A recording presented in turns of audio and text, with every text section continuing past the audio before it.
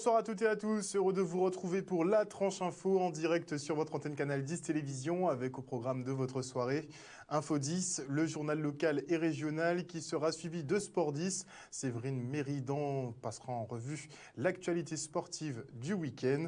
Une troisième partie politique avec Yves Boisset qui reçoit les candidats aux élections municipales de 2020. Mais pour l'instant, place à l'actu.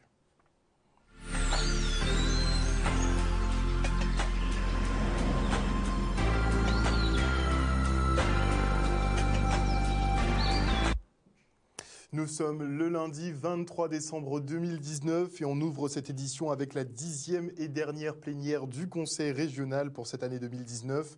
Au programme, des réajustements de l'octroi de mer, mais pas au profit des gros importateurs, distributeurs, ou encore le vote d'autorisation d'engagement pour Guadeloupe Formation.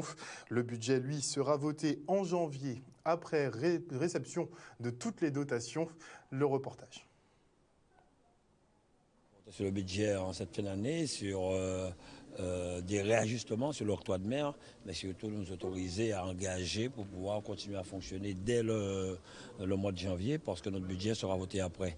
J'ai toujours voulu que le budget soit voté en janvier et après, en attendant de recevoir toutes les dotations de l'État. Il y a beaucoup de dotations. Le plus souvent, on vote le budget, des dotations entrent en retard, il y a des difficultés. Là, nous l'avons fait. Mais ça a été une très bonne plénière avec des questions intéressantes de la part de l'opposition, des collègues. Ça s'est très très bien passé, comme vendredi. Donc voilà, nous travaillons pour la Guadeloupe.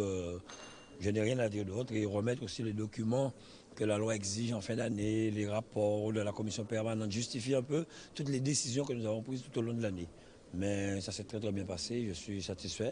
Nous avons aussi voté des autorisations d'engagement concernant Guadeloupe Formation, concernant aussi le transport, non pas le transport pour le département, que nous allons voir parce qu'il y a quand même un doute sur le montant proposé par le département montant de la région, mais nous allons mettre en place une petite commission pour travailler là-dessus, de manière à ce que nous puissions trouver la bonne solution pour continuer à avancer.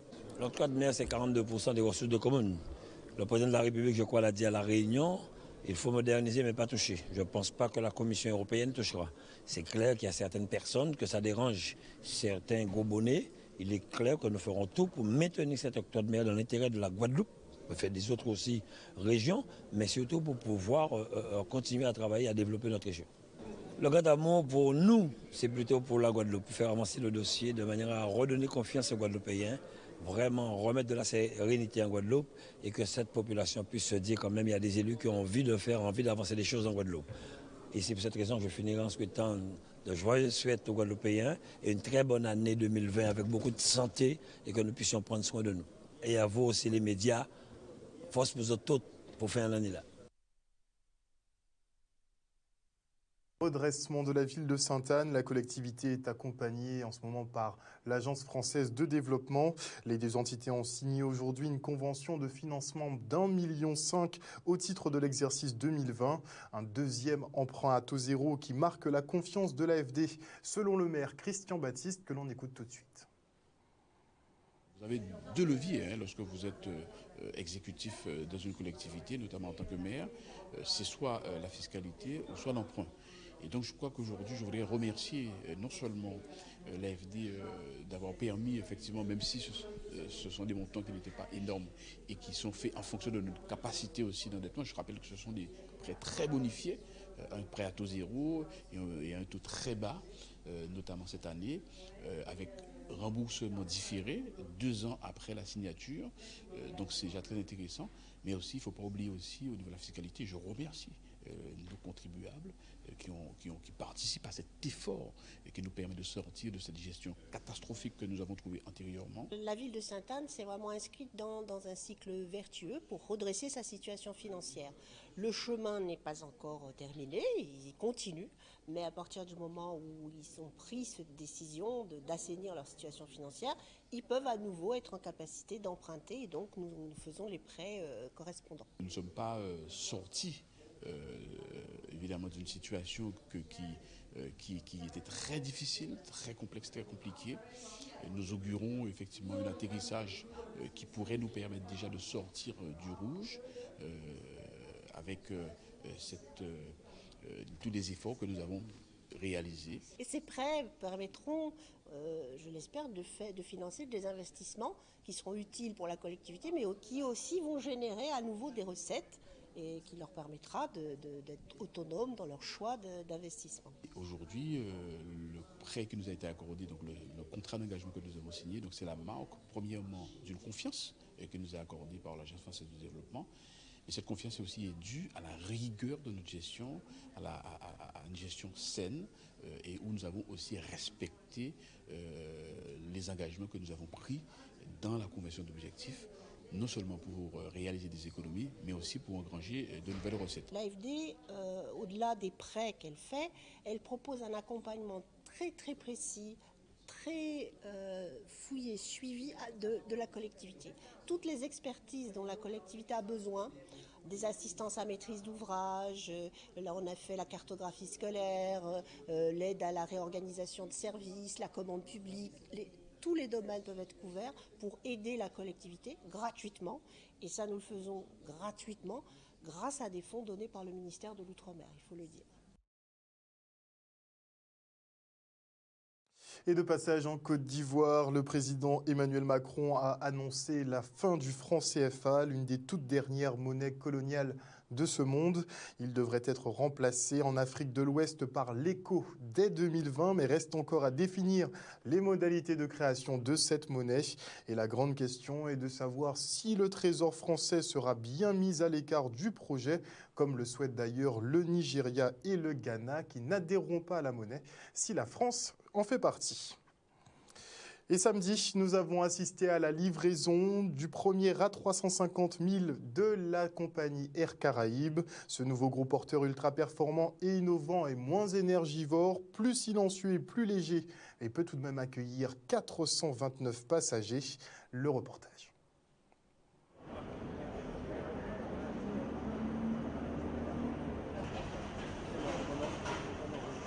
Bien évidemment, c'est une véritable fierté pour nous, pour tout le personnel, pour la Guadeloupe et la Martinique, d'avoir un outil aussi magnifique et aussi performant pour nous permettre de développer le tourisme et l'économie de la Guadeloupe et de la Martinique. Une vraie fierté.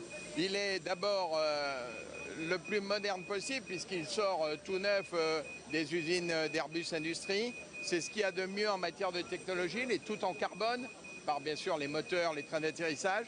Il consomme moins, il émet moins d'émissions toxiques, il fait moins de bruit, il est donc beaucoup plus confortable. À bord, vous êtes à 1700 mètres d'altitude quand vous êtes à plus de 2000 mètres d'altitude sur les autres avions en termes de ressenti cabine.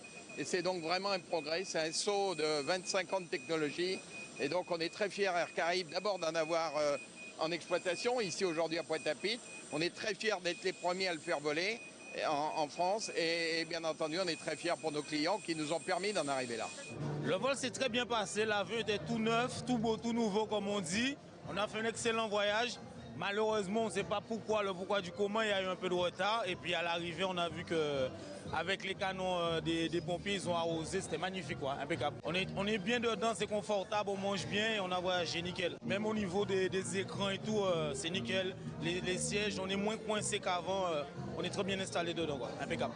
Vous verrez à bord qu'on a encore amélioré le confort parce que chaque chose nous permet d'évoluer. Il n'y a pas que l'avion qui évolue, il y a les sièges, la technologie de pressurisation, la façon dont il est insonorisé. Donc vous verrez vous-même à bord que c'est à nouveau un saut dans le confort et c'est mieux comme ça pour les voyageurs qui utilisent ces vols pendant 8h, 8h30, 9h. Avec l'arrivée de ce 1000, comme on l'a dit, on va rajouter 20% d'offres sur la Guadeloupe, la Martinique et la Guyane.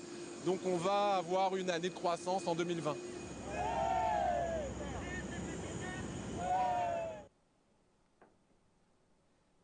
Ils ont donc reçu un beau joujou pour Noël. Et on part pour le 11e Noël itinérant. Ça se passait du côté du CHU de Pointe-à-Pitre.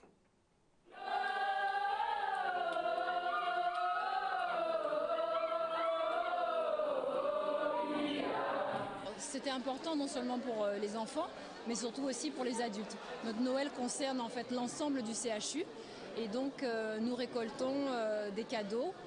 Nous avions un objectif de 496 cadeaux pour une distribution complète. Nous avons dépassé un petit peu l'objectif, donc nous sommes contents de pouvoir visiter chaque chambre de patients. Et la période de Noël, c'est une période qui est très importante parce qu'elle nous permet de nous réunir, de pouvoir apporter un peu de joie. Lorsqu'on est hospitalisé, c'est pas toujours facile, évidemment. Et du coup, nous, on est une association qui est assez solidaire et du coup, pouvoir venir faire la fête à l'hôpital, chanter Noël, etc., offrir des cadeaux, c'est toujours un véritable plaisir et ça fait quelques années que Medic le fait et on est toujours très content d'être là.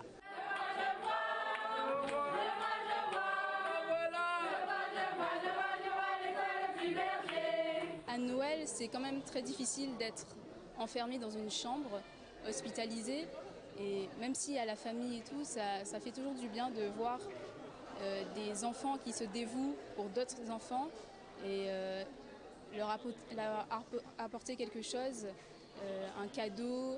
On a décidé aussi de chanter pour eux et de leur réchauffer le cœur pour Noël. C'est important parce que c'est une rupture en fait avec le quotidien, avec les siens. Donc amener Noël, un petit peu de joie à nos patients, ça fait aussi partie du soin.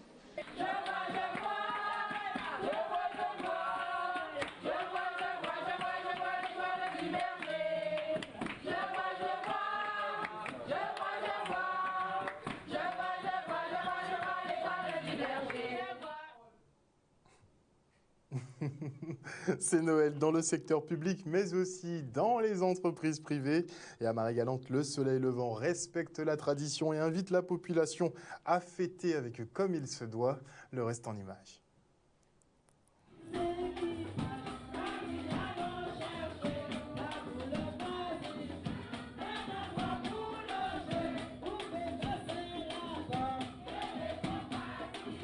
Le chanter Noël, ça fait déjà depuis quelques années.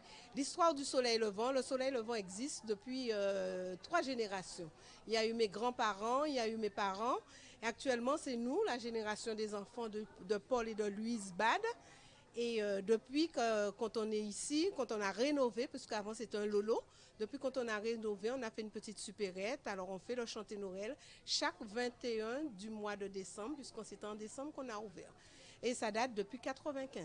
On essaie de garder, ne serait-ce pour remercier la clientèle marie-galantaise, puisque quand même tous les jours on les voit, ils entrent chez nous, ils achètent. Au moins c'est un moyen de les remercier un petit peu et de les recevoir. La Noël c'est ça, c'est le partage. C'est très important pour nous. Au Marie-Galantais, qu'on soit toujours unis, solidaires, qu'on s'aime, qu'il y ait beaucoup de respect et d'amour. Avant Capesterre, c'était vraiment une grande famille. Qu'on retrouve cet esprit de famille et qu'on le garde le plus longtemps possible pour pouvoir au moins inculquer toutes ces valeurs à nos enfants, à nos petits-enfants, parce que moi j'ai des petits-enfants maintenant, à mes petits-enfants, et qu'on garde cet esprit de famille et d'entente, cette chaleur humaine qu'on avait quand on était gamin à l'époque, et on était quand même 33 000 habitants sur l'île.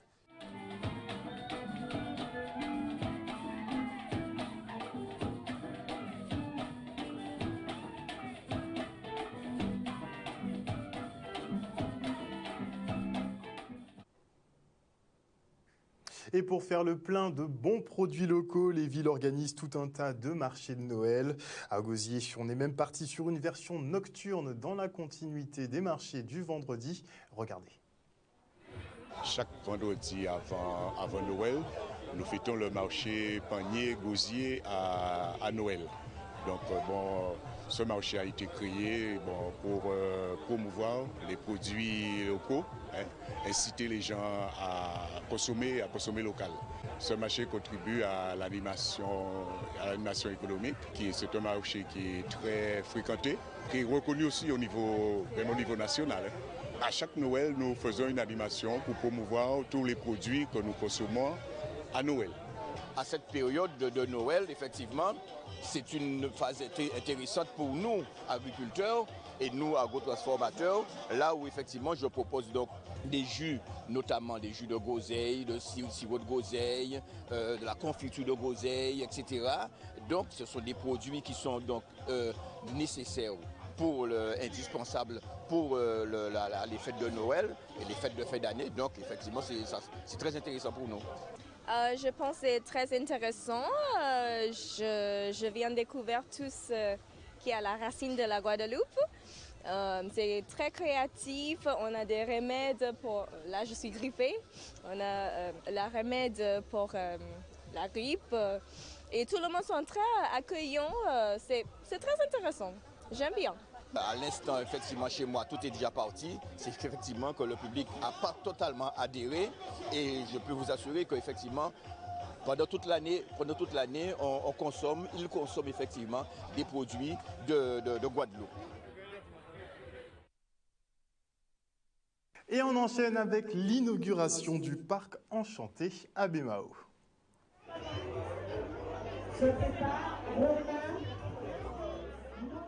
Donc nous sommes sur le parc Hyacinthe Bastaro et depuis il y a 2 ans, nous avons institué ce principe d'illumination du parc.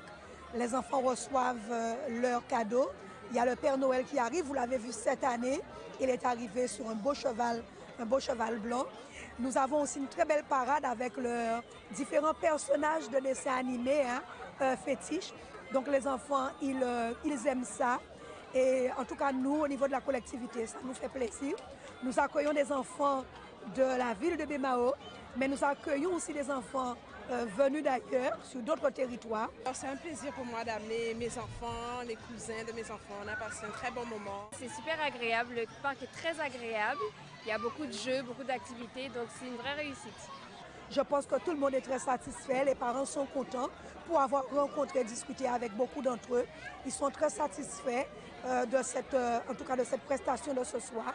Et les enfants aussi semblent heureux. Et à partir du moment où on fait le bonheur d'un enfant, pour moi, il n'y a pas de plus belle chose dans la vie.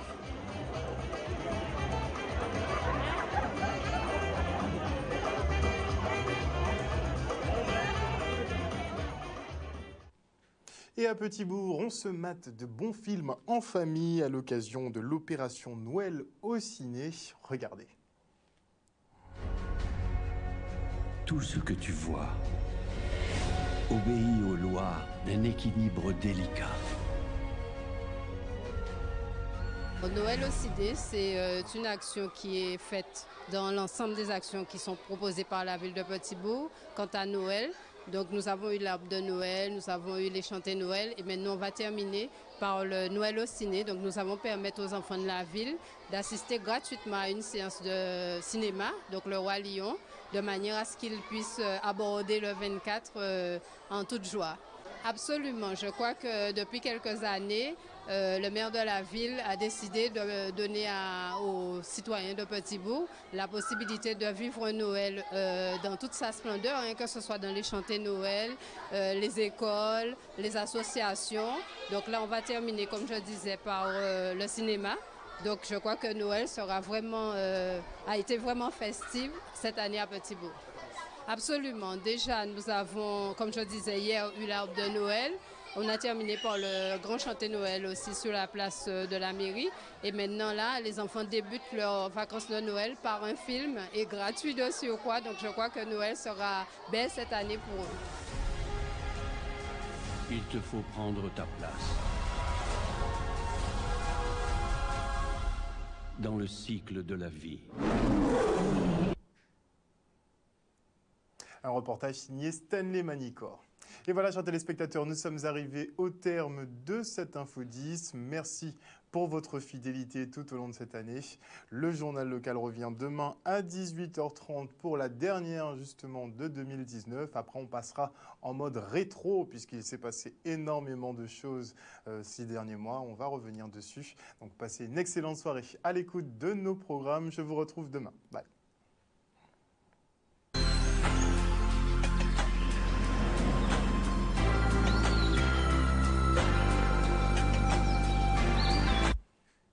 Et à venir, dans la tranche info sur Canal 10, eh bien Sport 10, Séverine Méridan va un peu revoir l'actualité sportive du week-end. Ça se passera avec vous, ne le loupez pas. C'est juste après la coupure pub et je dis bonsoir effectivement à tous les internautes. À tout à l'heure.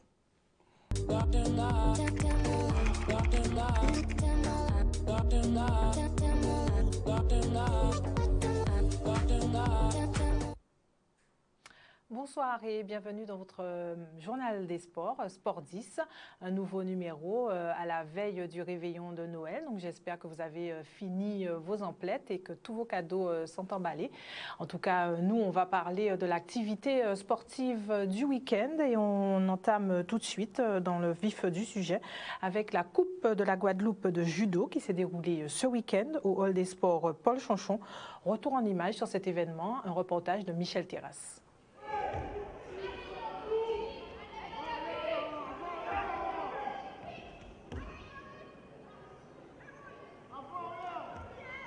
Nous sommes sur notre deuxième compétition de la saison. Donc la première a été faite au mois d'octobre. Nous sommes sur le mois de décembre.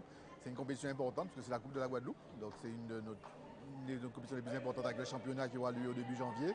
Et elle est toute particulière puisqu'au mois de décembre, généralement, on a beaucoup de clubs de la Martinique qui se présentent. On en a pas mal aujourd'hui. Ça permet de nous confronter un petit peu avec la Martinique.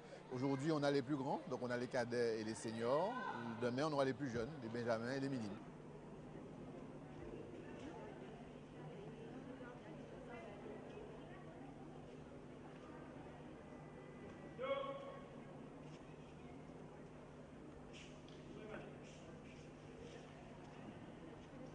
Chaque combat, avant le combat, on ne sait jamais si on va gagner ou si on va perdre. L'objectif, c'est d'être le plus précis et de faire le moins d'erreurs possible pour gagner. Et c'est ce que j'ai fait, donc j'ai gagné. J'ai deux objectifs cette année. Le tournoi de France dans le 18 janvier et le championnat de France au mois d'avril. Donc je me prépare chaque jour pour cet objectif et j'espère que ça fera. Mon adversaire était très forte. Elle a un bon judo et je savais qu'il y aurait eu du monde en face. Mes objectifs cette année, ce sont les championnats de France deuxième division et les France Espoirs. Après, bien sûr, toutes les autres compétitions, il faut que je gagne tout.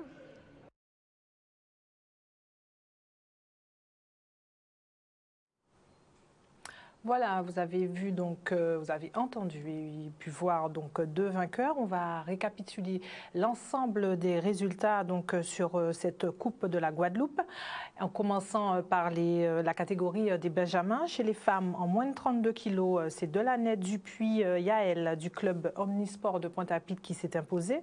En moins de 36 kilos, c'est Marie-Françoise Ludivine de Rivière-Pilote du côté de la Martinique qui s'est imposée. En moins de 40 kilos, Pistole Alicia du judo club de Sainte-Anne. En moins de 44 kilos, Vergerolles Noam de Dojo de l'Espoir. En moins de 48 kilos, c'est Glorieux Fanise de l'AJM qui s'est imposé. En moins de 52 kilos, c'est Bélé Alicia de Rivière-Pilote. En moins de 57 kilos, c'est Marie-Françoise Méloane de Rivière-Pilote qui s'est également imposée. Chez les hommes, toujours dans la catégorie benjamin, en moins de 30 kilos, c'est Rives Peyo de Sangoku Club de Bémao qui s'est imposé. En moins de 34 kilos, Antoinette Jordan du CAM Rivière-Pilote qui s'est imposé. Moins de 38 kilos, c'est Sico Franchine du Budokan Guadeloupe qui repart avec la victoire. Moins de 42 kilos, Aoua Yanis du Budokan Guadeloupe. En moins de 46 kilos, Barthélémy Swan du club Omnisport de Pointe-à-Pitre. En moins 50 kilos, c'est Fréchou Matisse du Budokan de Guadeloupe qui repart avec la victoire. Moins de 55 kilos, Drajan Yoni. Moins de 60 kilos, Buran Wildrick du Sangoku club de Bémao. En moins de 66 kilos, c'est Derby Stanley. Et voilà, donc pour cette catégorie de benjamin. Chez les minimes, chez les femmes, moins de 40 kilos, c'est Nabajot Nala qui s'est imposé du club Omnisport de Pointe-à-Pitre. En moins de 44 kilos, Abusure l'INSEE du club Omnisport de Pointe-à-Pitre. Moins de 48 kilos, les filles Maïus du Sangoku Club de Bémao. En moins de 52 kilos, c'est Oblive Steinlina de le JIA. En 57 kilos, c'est Passav Jessica. En moins de 63 kilos, Cyprien Nadia du Tsunami Club. Chez les hommes, en moins de 34 kilos, c'est Noyon Nils du Tsunami Club également. En moins de 38 kilos, c'est Yang Edwin de l'Alliance sociale du Marin du côté de la Martinique qui repart avec la victoire. En moins de 42 kilos, c'est Saint-Félix Dimitri qui gagne. En moins de 46 kilos, Pioche Cody du judo club de Maïda. En moins de 50 kilos, Abissure Gessami. En moins de 55 kilos, Pistole Livio du judo club de Sainte-Anne. En moins de 60 kg, c'est Nanol Ilan de l'EJA. En moins de 66 kg, c'est Bergrad Stilio de l'EJA également. En moins de 73 kg, Gladon Hyacinthe du judo club Maïda. Et en plus de 73 kg, c'est Taille-Pierre Sohan du club omnisport de Pointe-à-Pitre dans la catégorie cadet cette fois. Alors chez les filles, c'est Florimond Coralie de l'Alliance sociale du Marin qui remporte la victoire. En moins de 44 kg, Malsa Tahali de l'Alliance sociale du Marin également qui repart avec la victoire. En moins de 48 kg, c'est Bexangèle Océane de l'école de judo des Abîmes qui remporte la victoire. Ensuite, en moins de 52 kg, c'est Chamogon Shaina du club omnisport de Pointe-à-Pitre qui remporte la victoire. Chez les hommes, alors en moins de 57 kg, c'est Boger Solise du club omnisport de Pointe-à-Pitre qui s'impose. En moins de 63 kg, c'est Guyon Taïna du judo club de Petit-Bourg. Ensuite, en moins de 70 kg, c'est Cyle Jade, on est chez les femmes, du Sangoku Club de Bemao. En plus de 70 kg, Joachim Lindy de l'Alliance sociale du Marin. Et on commence cette fois chez les cadets, mais chez les hommes. En moins de 46 kg, c'est Devoé Noé, qui s'impose du Sangoku Club de Bemao. En moins de 55 kg, c'est Freiné Yanis du club omnisport de Pointe-à-Pitre. Ensuite, dans la catégorie des moins de 60 kg, c'est Bungo Melvin de l'Alliance sociale du Marin qui gagne. En moins de 66 kg, Nanol Hendrix du club omnisport de Pointe-à-Pitre. En moins de 73 kg, c'est Gnaleko Onan du club omnisport de Pointe-à-Pitre. Moins de 81 kg, Delmes Alan. Moins de 90 kg, Virginia Kevin. Et plus de 90 kg, Labisson Roy. Et dernier résultat pour cette coupe de la Guadeloupe de judo, donc dans la catégorie senior. Chez les femmes, en moins de 48 kg, pas de participants. Donc on commence directement avec les moins de 57 kg. Et là, c'est Pivard Sandrine qui s'impose du CSLG. Ensuite, en moins de 70 kg, c'est Mogé qui s'impose Myriam du club sport omnisport de Pointe-à-Pitre. En moins de 18 kg, pas de participants. On passe donc aux hommes, non, toujours chez les femmes, plus de 78 kg, l'aventure Johanna. En moins de 60 kg, cette fois chez les hommes, c'est Célin Sidney qui s'impose. En moins de 66 kg, Amour Axel. En moins de 73 kg, Violton Dylan. Et en moins de 81 kg, pas de participants. En moins de 90 kg, Jean Goudou Steve. En moins de 100 kg, Virginia Chris. Et pour finir, en plus de 100 kg, c'est Louis-Alexandre Stéphane. Voilà, nous avons fait le tour des résultats dans toutes les catégories de cette Coupe de Guadeloupe de judo. Donc voilà, où il y a eu beaucoup de participants. Vous l'avez vu, vous avez pu le voir sur ces images, et en tout cas en y allant aussi durant le week-end. Beaucoup de participants sur cette Coupe de la Guadeloupe. On passe cette fois au Critérium Horizon 2024 dans la catégorie M15, un tournoi qualificatif pour les interrégions 2020. Et là, on parle d'escrime, une compétition organisée par la Ligue au Palais des Sports Laura Flichsel. Un reportage d'Olivier Moradel.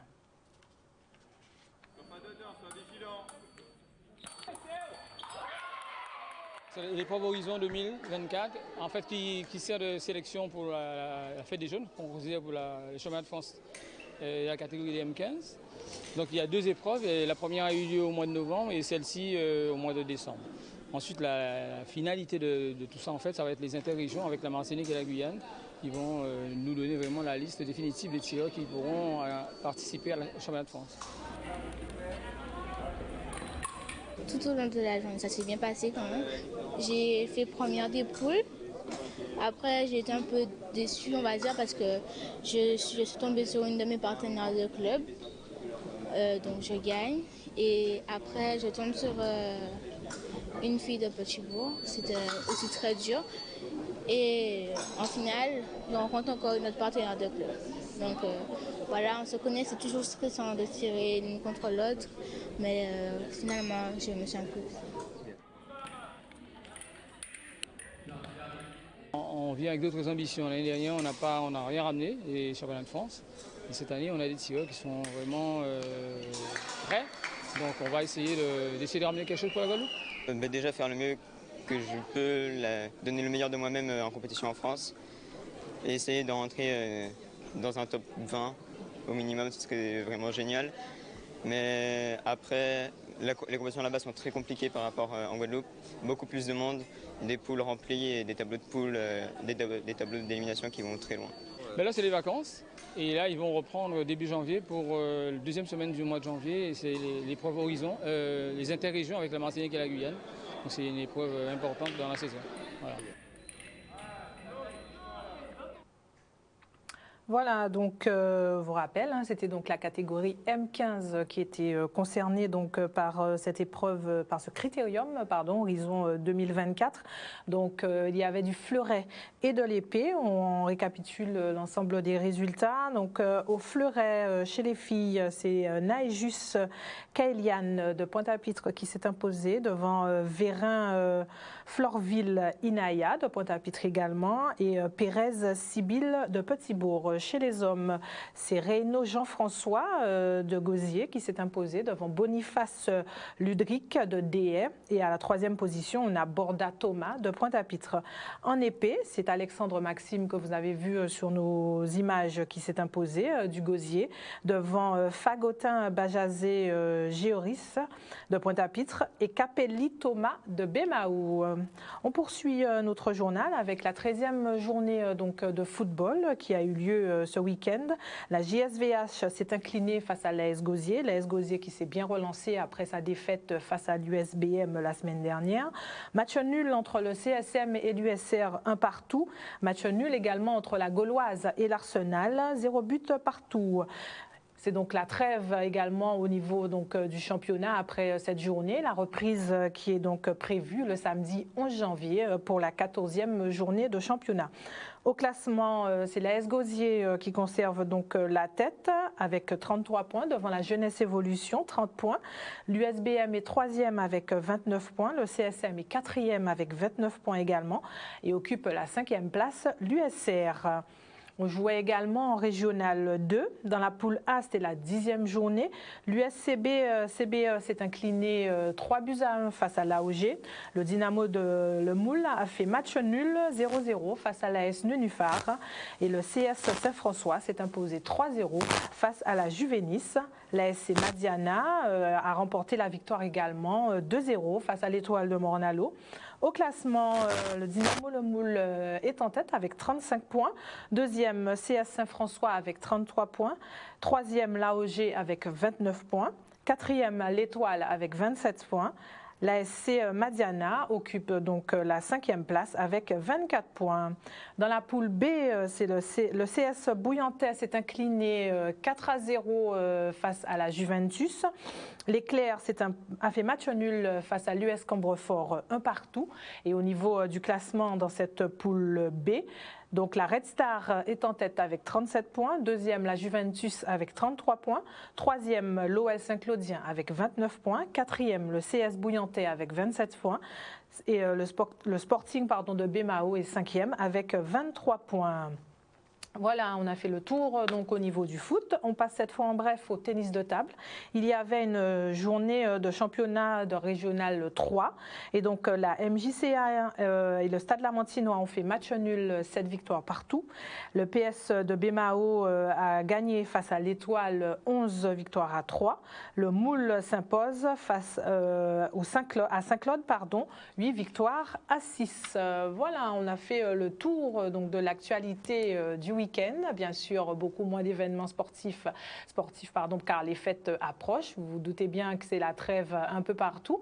Mais nous, on va quand même se retrouver vendredi puisqu'il reste encore des manifestations à venir ce week-end. Et donc, on parlera notamment du trail mémorial Jean Bart qui aura lieu le dimanche 29. Donc, restez-nous fidèles et rendez-vous bien sûr vendredi pour un nouveau numéro de Sport 10.